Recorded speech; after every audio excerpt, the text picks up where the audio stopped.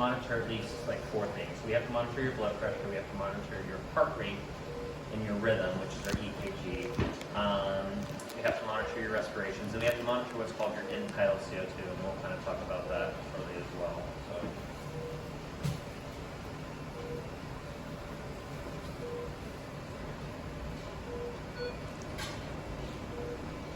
And then your oxygen set.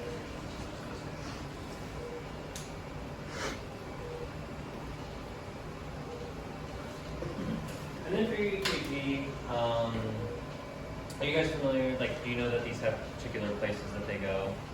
Are you guys familiar? I know they have particular places, so, but I don't know where. Yeah, so the way these work is that each color goes onto a particular limb, and they're known as your limb leads. And it's the way that the machine is configured that it reads your electrical activity, so they need to be in a particular spot. Am I dying?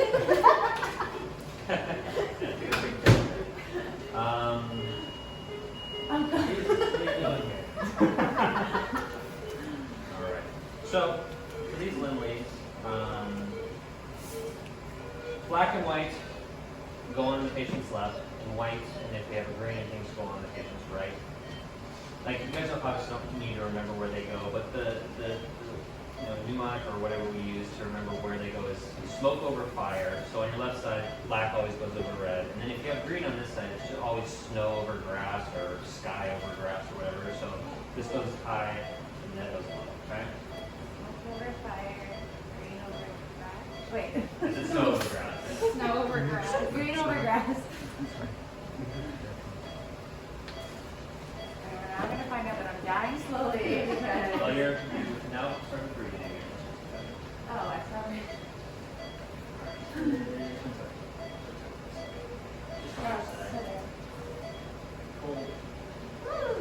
All right. So we'll take it from the top. We'll start with like your EKG. I know this whiteboard is tiny. I wish we had a bigger one. So I would like to draw the heart really simple, as in just like 4 chambers here. So this is your atria. So you've got a right. So this is your patient's right. So this is as if Sheldon's looking at us. So you've got a right atrium, a right ventricle, left atrium, and a left ventricle. Okay. So blood comes back to the right atrium here. It goes through a little valve here into the left side. This left side actually pumps out into the lungs, and then it comes back into the left atrium, through the left atrium, or through the left atrium into the left ventricle, and this pumps actually into your aorta, that big tube out to your body, okay?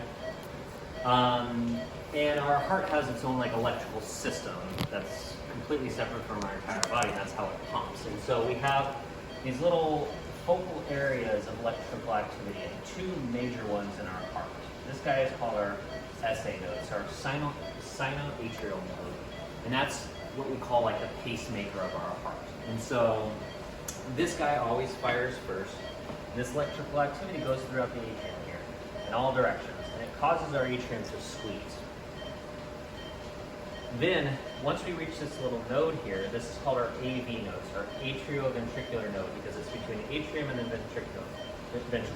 And we get a little bit of a pause here, and then this electrical activity comes down through the heart, kind of like this direction. So, and why it goes in that direction is because when we squeeze our heart, we want to squeeze from the bottom so that we can shoot all that blood basically up and out of the heart, okay?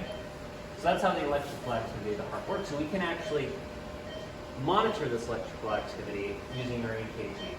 So when we place these leads on, we place a lead over here, which is our white lead. We place a lead over here, which is our black lead, and then our red lead down here, okay? And what this machine does is it can sense electrical activity between these leads. So between these leads, between this lead, and between this lead, okay? And so as our heart pumps, it's sort of recording that electrical activity, and it moves in a certain direction, okay? And each of these has a different name. So this is called lead 2, this is called lead 3, and then this section goes in the opposite direction as well, which is called lead 1. So, which is a little more complex than lead. But basically, it's looking at the electrical activity of our heart. And so the one that we have up here is called lead 2.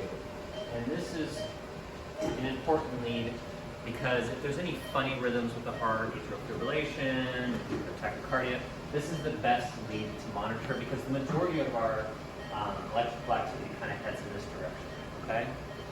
So how that translates onto here is we see obviously a heart rate, so the heart rate 74. So,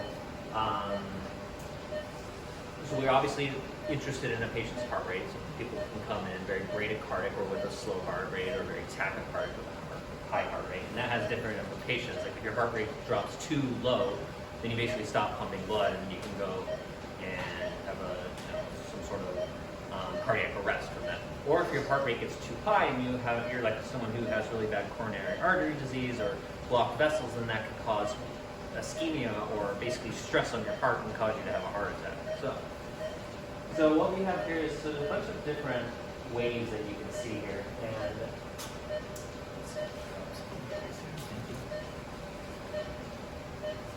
so not only is the heart rate important, but the way those waves look is important too. And so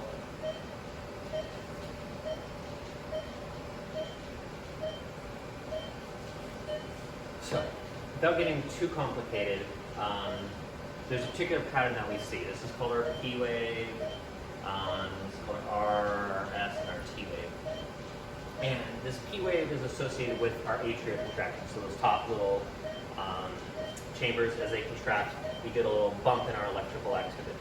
And then as our big ventricles contract, we get another big activity. And then as everything repolarizes, so that electrical activity goes one direction and it slowly kind of comes back. So and that's what we see our T wave. So this is like the normal pattern we want to see. Shelby's got that. She's got a P wave right there. So this is her big Q and a QRS complex and a T. So that's what we want to see on most patients. Unless they're an AFib, then they may not have that P wave. Okay? So EKG, we obviously want to make sure our leads are in the right place. 3 lead. The 5 lead is a little bit different in the way it monitors. So it monitors, the electrical activity not only this way, but this direction of the heart too. So we put those other little monitors on, and it monitors. So this is monitoring this axis, and the other leads that we put on sort of monitor this axis. Okay. And so once we put that up, we get another a second line here, which is called our V5.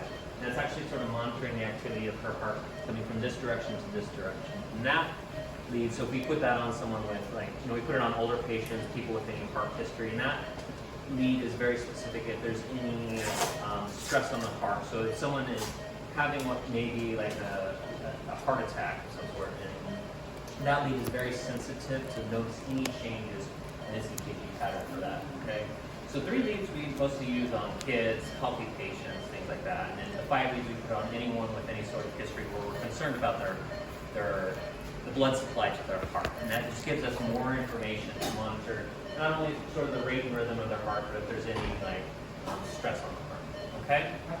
Absolutely. So do the leads actually, like when a patient moves or something, or I notice like when you guys extubate, you can see like the EKG jiggle a lot. Does that happen during the procedure too? Like if during orthopedic cases when they're like moving legs and limbs, you see that little. So moving it just causes a little bit of artifact because it's like a recording system and it's just shaking that recording system. Yeah, so totally like move around too much, you can mess with it. See exactly. You get that. Okay. So not only moving the patient, but electro activity. So when they use that cautery instruments, that interferes with our EKG all the time. Okay. Because that's sending another electrical signal throughout the body that's being picked up by this. So you'll see as people are boving, this gets all kind of crazy. Okay. So you have to take that into account. When you see something running right there, you have to just realize what they're doing to the patient. It may not be actual. So then, unless it's a sustained funny activity, and then you got to be concerned. Okay. So questions about the EKG. So heart rate is important, and then the actual pattern of what we're looking at. Okay. And we won't go into like the pathology about the different patterns. Basically, if it looks different than this, then it can be concerning. Okay. So next, we'll look at basically this is our oxygen saturation, and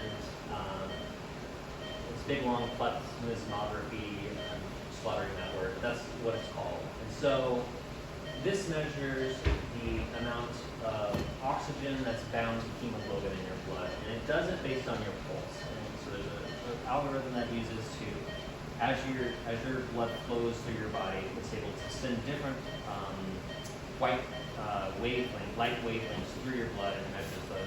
So this is your pulse that we're seeing here. So there's little up and downs to your pulse, and this is how much your saturation is. So 97 is fine. I mean, 100 is not necessarily always our goal, but anywhere above 96 is good. So we bring someone in, we hook that up, we know how well they're oxygenating.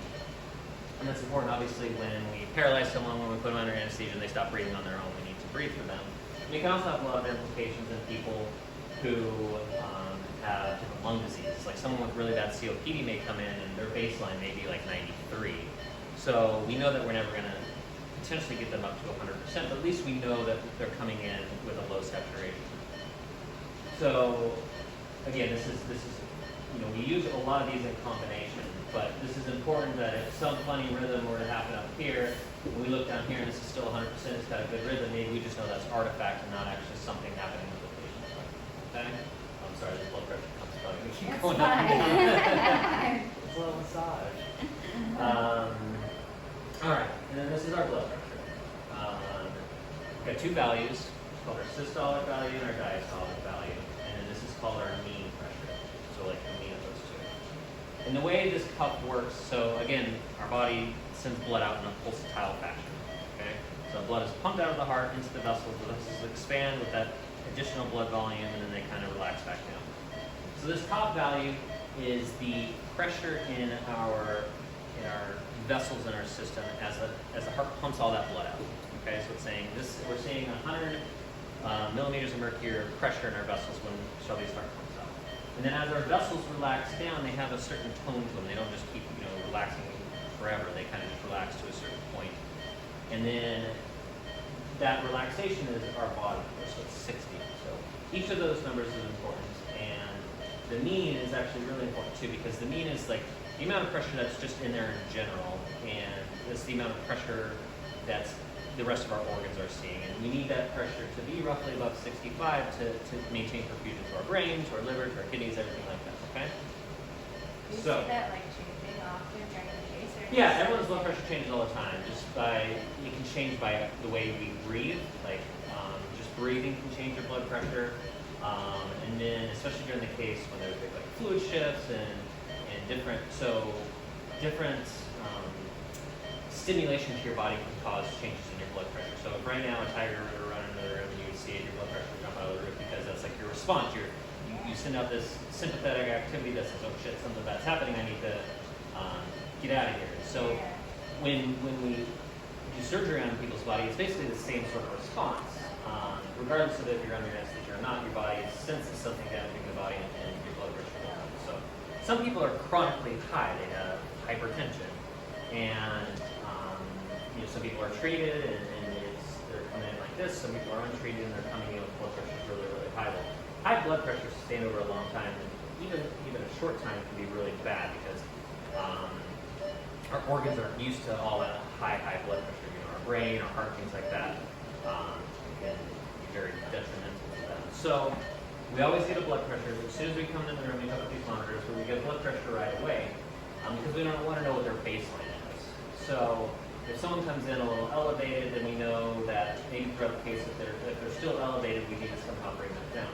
But the other thing that we consider about is when we induce someone with anesthesia, when we push all those drugs into their system, it causes a dilation of all of our vessels in our body. It's just one of the consequences of the drug, and it drops people's blood pressure. And so what we want to do is not to drop to the point where they stop perfusing all their organs. So we really want to know what this baseline is, and we keep a close eye, especially like in the first few minutes of anesthesia. We'll usually cycle this about every 2 minutes, because that initial administration of drugs can drop the blood pressure. We can give medications that bring it back up. So what we do is we cycle it every 2 minutes and kind of follow it very closely when they first go in their anesthesia to make sure it doesn't drop too much. And if it does, then we can give them a little meds and bring it back up. And then, in addition, what we can use is what's called an arterial line. You guys have all set up the little pumps. And so this is called a non-invasive blood pressure. This basically it pumps up, it gets an average of all the values, and it spits us out a number. So the arterial line below IV goes into an artery in our wrist, it can go into your forearm, it can go to your neck, whatever. The most often place we do it is into your radial artery here in your wrist. And, obviously you guys don't feel that. And what it does is it basically has a tube in there, so just like your IV tube. And as it senses that pressure change from your heartbeat, it sends it back to the machine and then converts it into an electrical signal that we get a similar wave to this that we see, and then it gives us some pressure based on that. So it's like a pressure transducer, so it's kind of pressing against this electrical button and it's giving us the pressure. So the advantage of that is that we get a blood pressure with every single beat of the heart. Right now this is going up every 5 minutes, and even when it goes up, it still takes 30 to 60 seconds to give us a reading. So with that arterial line in, every time your heart beats, we get a blood pressure. So if anyone comes in that we're really concerned about, if they have heart disease and we're concerned about dropping their blood pressure, making it too high, we put it in an arterial line. Any situation where there's maybe a lot of blood loss in the case, we'll put it in an arterial line because it's much more timely to have a blood pressure every second than every 5 minutes. So I'm going to change this. So that's the arterial line. You'll see it up here, it's red, and it also has a particular wave pattern. And it's not that important for you to know, but if we see any variations in it, it can mean different things. So what you'll see on the monitor is this sort of wave with this little bump. Chair, that's like a chair. It is kind of like a chair, yeah. So this is called our dicrotic notch, and basically what happens is, as our aortic valve opens and the blood's pumped into our aorta through the system, we see a wave, and then that valve closes and it causes like a reverberation throughout the system, and it gets a little bump. So this wave, if we have a really nice blood pressure, will be very tall. If our blood pressure drops, it'll be a little bit smaller. So not only is the pressure, but the way this wave looks is important too, okay? So those are a couple of our big monitors, and then the last one that we obviously monitor temperature as well. That's not necessarily required for the ASA standards, like any surgery where there may be big swings in temperature or length of a surgery, we'll monitor temperature. We put in that little probe either in the esophagus, sometimes they have it in the catheters. Obviously, temperature, high temperature is really bad, low temperature is really bad. Low temperature is bad in surgery because it can cause your blood to thin and people don't clot as well. It also increases your risk for infection. High temperature is not necessarily bad, but it can indicate that maybe something is going on. Like people can have certain reactions to anesthesia meds that cause their temperature to go up, which is kind of an ominous sign that something else is going on. So, and then this guy is our end-tidal CO2 monitor. And Are you going to want to troubleshooting calls? for these, yeah.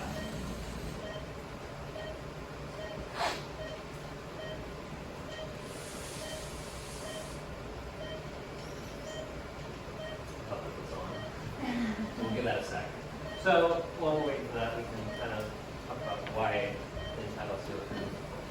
So I'll draw the lung or the heart and the lungs much more simple this time. So this is going to be our right side of the heart. This is our atrium. The blood comes back into the atrium and goes through what's called the tricuspid valve into the right ventricle. And then this is actually pumped to the lungs. So there's another valve here called the pulmonic valve. Then we have our lungs. These are going to be really crappy lungs. And then this is pumped back to the left side of our heart, okay? And then this guy pumps it to our aorta, out to our lung, okay? So our lungs are important for gas exchange. We know we need oxygen, but we breathe off carbon dioxide. CO2 is like the byproduct of all the metabolism in our body. So we breathe in oxygen. That oxygen goes into our blood in exchange for the carbon dioxide. So oxygen in, carbon dioxide out. So that carbon dioxide that's coming out is actually important because it lets us know how well we're exchanging gases in our body. So if we're not breathing, we're not going to have that exchange of gases, and we won't see it on the monitor. So we monitor that to know how well our gas exchange is going in, if we're adequately ventilating the patient, giving them enough breaths to prevent things like that.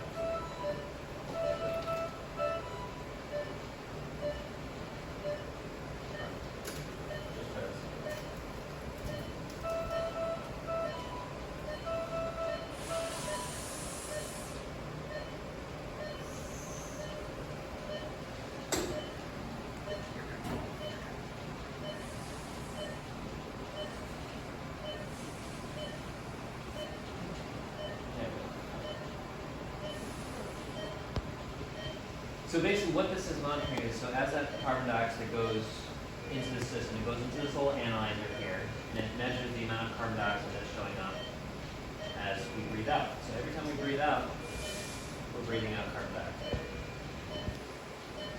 And it's a certain amount too, which is important. So you usually get this wave-like pattern as we breathe. You know, the exhale comes out, inhale goes down.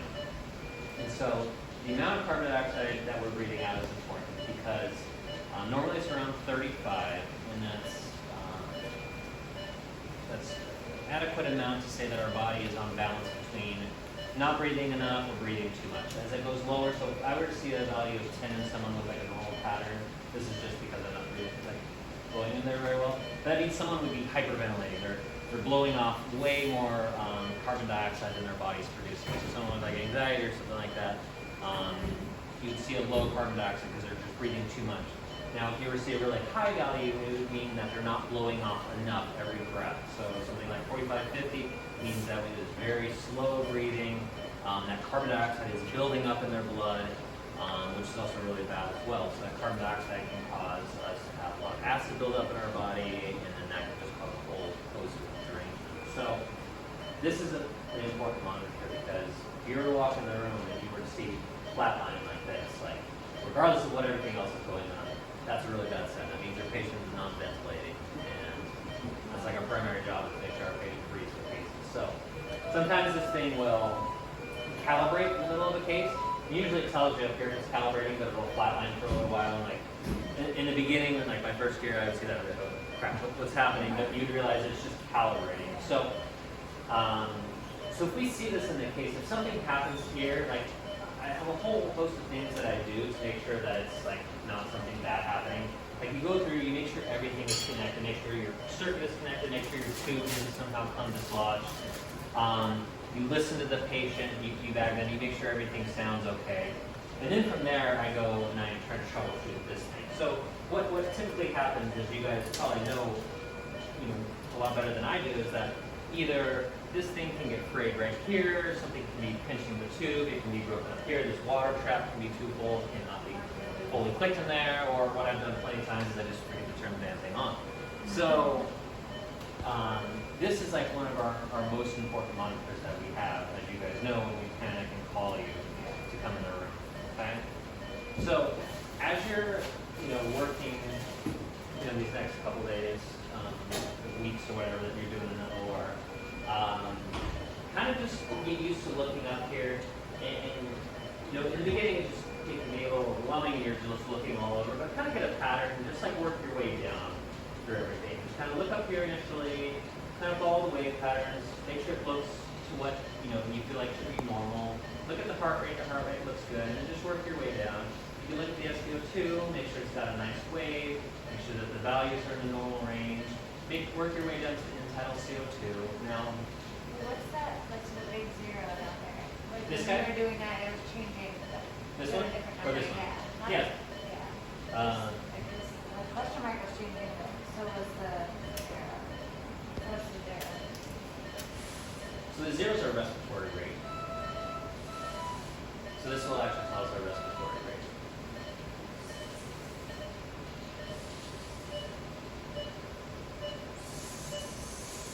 This thing has a little bit of a delay.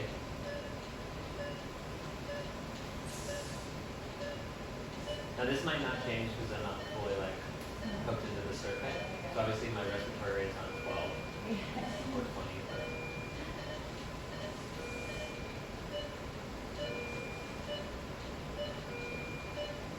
okay.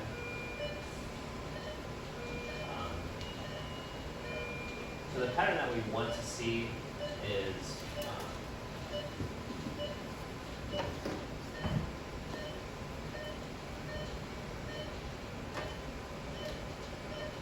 sort of like this. That's like a normal pattern, okay? And that's what we want to see with this value that shows up on the monitor be roughly around 30 to 40, 35 is like comfortable, okay? Now, if that pattern changes, so I don't know if you guys pay attention when in these robot cases where these patients go into like steep Trendelenburg, and just watch how some of these values change. So their blood pressure has a tendency to change. this has a tendency to change because as our gastric contents and our belly and everything are pressed up into our lungs, we'll see some different changes in not only the value but the shape of the curve.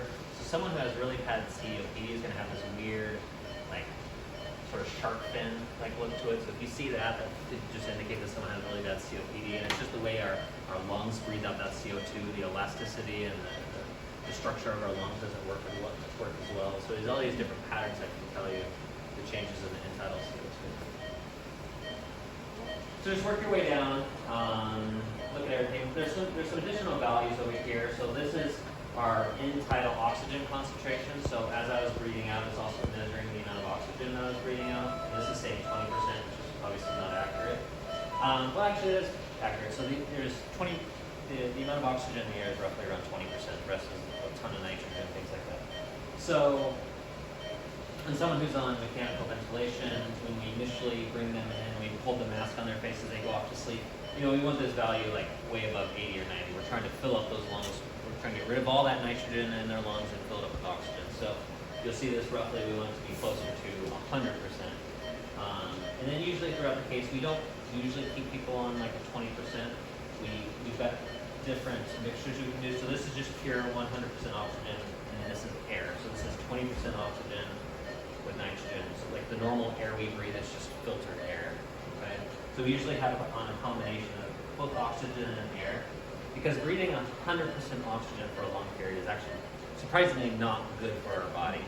So our body doesn't like that. It can cause a lot of these what's called free radicals, which can damage our body. So we always do a combination of both 100% oxygen and air to be roughly around this value, around 50% during surgeries, unless something else happens. Like let's say we have a desaturation for some reason, and it's a case with a lot of bleeding, so we're losing a lot of blood.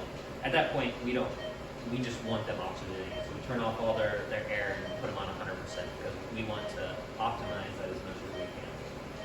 This is N2O, so this is nitrous oxide gas, and it's an anesthetic as well as these volatiles. And this is piped in from the building, that's why it's not in the little canisters here. And so we use this as well. I don't use it often, but you'll see people turn this on in the beginning of the case or at the end of the case to help anesthetize patients. It's what women up on labor and delivery will use as they're like delivering. If they don't want an epidural, they'll actually hold the mask to their face, and it's laughing gas. They'll huff it until it makes them feel okay, and then give a couple pushes and then huff it again. So this is like what they use in the dentist office. Okay. Do you use that for like pediatric patients too to put them to sleep? Because don't they like not like the smell of that SIBO like gross exactly. smell? Yep. So SIBO has a really isoflurane actually has a worse smell, but SIBO does smell a little funky. And so if we have a pediatric patient come in, that's fairly cooperative, we'll turn this on initially because it does not smell nearly as bad as sevoflurane. We'll let them puff that for a little bit, get them a little tired, and then we'll turn this guy on because it definitely doesn't smell as good. That's why the flavor masks. Yeah, the flavor masks help as well. Should make it go. And then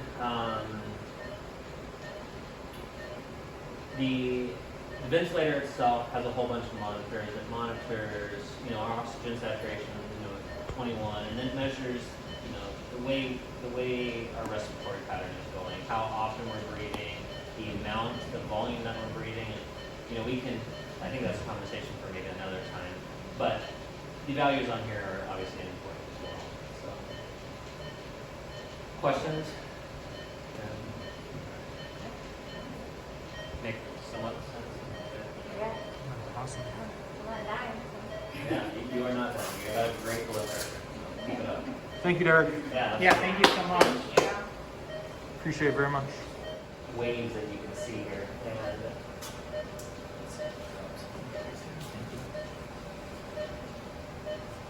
so not only is the heart rate important, but the way those waves look is important too. And so